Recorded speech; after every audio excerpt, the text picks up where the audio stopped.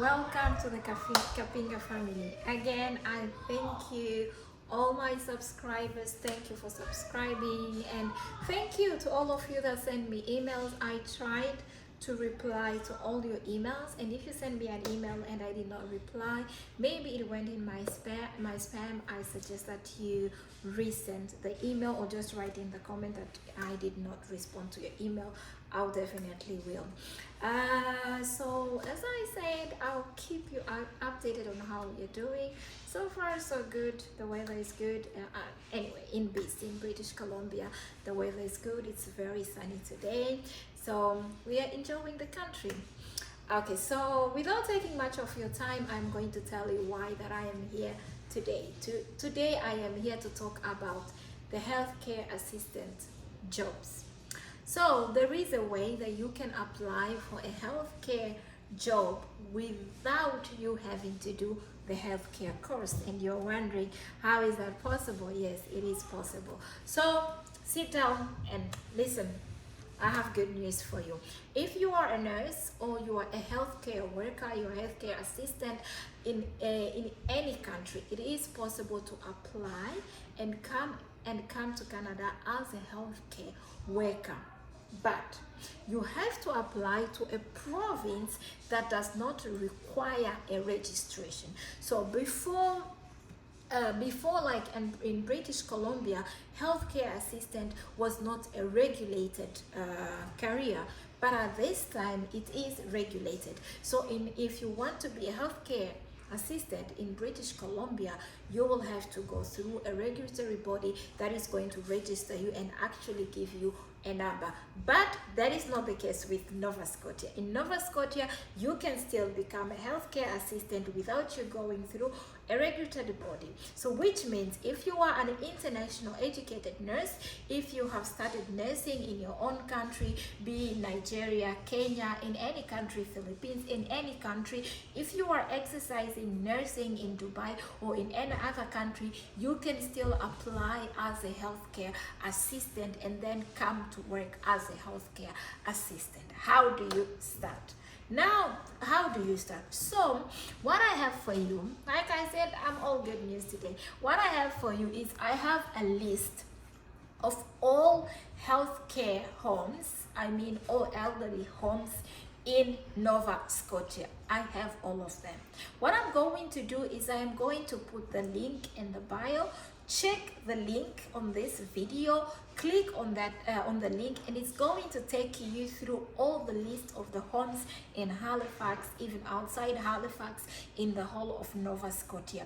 And you have their email, you have their telephone number, you have all their contacts, so which means that you can contact them, you can send them an email, you can send them a CV. Now let's talk about the application in itself. Please don't send this your African CV, this one with just your name. No, make a CV the way that it's supposed to be made, the Canadian way. Don't worry, I still got you. I am also going to put a link on how to make a CV the Canadian way. It is very important. You don't have to mention whether you are male or female. You don't have to mention whether you are black or white, because the Canadian system is all about being fair. I don't know how fair it is, but all those things, they're not very important. You need to put your email, you need to put your name, you need to put when you were born, you need to put references. References, like, they are very, very important. Real references, guys. Don't just put the number of your sister-in-law, of the number of your boyfriend as a reference. No, I mean like real references, way that you have worked. And if you've never worked in the healthcare and you are not a nurse, this is not going to help you. If you were going to send an application, at least send as a cook or send as a cleaner. Don't send as a healthcare assistant, because when you get there, you will not know what to do, and that is not good. So don't just spoil this for people who can do it. So if you are a healthcare assistant and you know how to take care, you know how to take care of elderly people, this is for you, definitely. And this will get you a permanent residence, because once you have a job offer, all you need actually is for these people to send you a job offer, and then you create a profile in Express Entry. That job offer is equals to 600 points, once you have 600 points, you are eligible for the PR. But where was I? The application. So you make a CV the Canadian way. After making your CV, you write a motivation letter. Now, a motivation letter is very, very important. I don't know why the Canadians love it, but they love motivational letters. You have to write a motivational letter telling them why that you are the right candidate for this job, telling them why that you need to be hired for this job. Why should they hire somebody else and not? Why should they hire you and not somebody else? So write, tell them your qualities, tell them how passionate you are to take care of old people. Like African people, we take care of our parents, we take care of our grandparents. So most of African people are very good at this job because we are very compassionate, because we just love taking care of each other. So write a letter, go Google it, see how that you can write it. Honestly, I don't know if I will make a video about it. I am not sure. It will depend on my time and the questions that I get. So write a very good motivation letter. Go on this list, send. Don't just send 2 and say they did not reply. At least send 10, 20, send 50. And if they don't reply to your email, if you have an email like sexgirl24@gmail.com, they might not reply to your email. Why? Because it is going to be classified as spam. So that's why I insist on making an email with your name. Create an email with your name and your surname if you don't have a right email. There's nothing like prettygirl@hotmail. No, just real emails with your name. Now, if they don't reply, you are like, I sent 20, 30 application and I still have not got a reply. They have a phone number. There is a phone number there. You know, you have the name of the home, so you can even Google the phone number, but the phone numbers are there as well. Call them and tell them, I sent an application from this time to time. I was wondering if you got my application. They will tell you, okay, what's your name? We got your application. Oh, we did not get your application. Can you send it again? Or maybe they will give you another email whether you can send it again. You see, so you call them, you follow up. Canadians love follow up. I don't know why, but they want you actually to follow up. You have applied for the job. Like, I mean, in Belgium, you just apply. If they don't call you, you assume that they didn't like it, they didn't like your CV. But here, you have to send your CV, send a motivation letter, and you know what? And still call them to ask them if they received your application. That somehow shows that you are interested in the job. So this is the Canadian way of doing things. So if you are a nurse and you are exercising in Dubai and you have a good registration,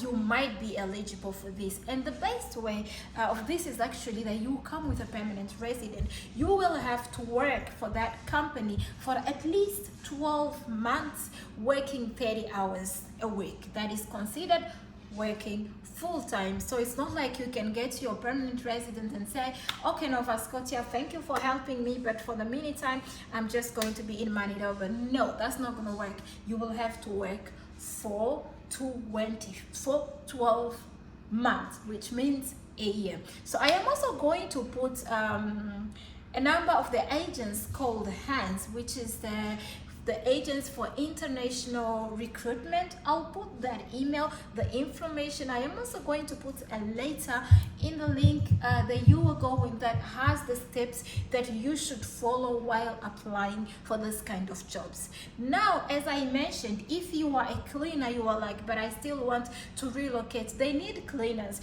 they need people to cook, they need dishwashers. You can also write a motivation letter showing your experience, showing that you have probably worked in a restaurant and you know how to cook, and you know and you have a food. Or one thing that I also want to advise you to have, if you can follow a food certificate online and a CPR, which means reanimation, they will appreciate you having those 2 things. The rest of the things you can actually do them after they ask them to you.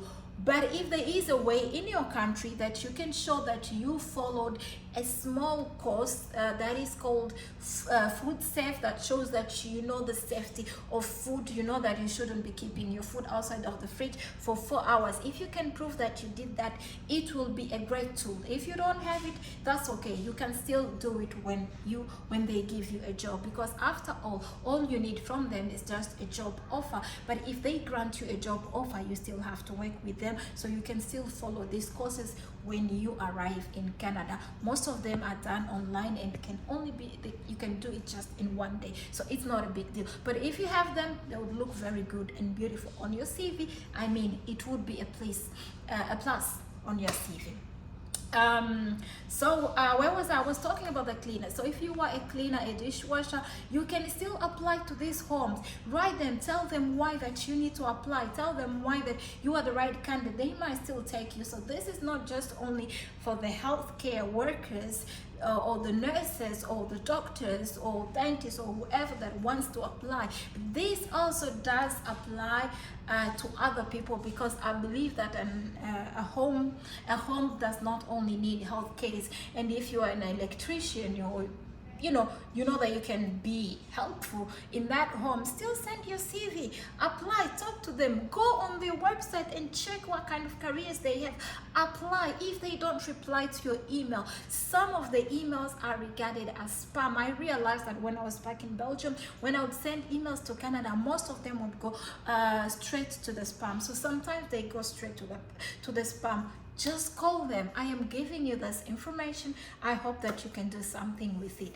And if you stayed this long to watch my video, it means that it was interesting. So stop scrolling down to go and look for something better. Start applying for the job. It's for your future and the future of your children, if you have some. Today I am so excited. I don't know why. Probably because it's a good weather. So right now I'll just go for my grocery shopping, and I hope to see you very soon. And please, once again, share this video with family and friends and let me know what you think. If you know something better, please just share it with us so that we can help each other.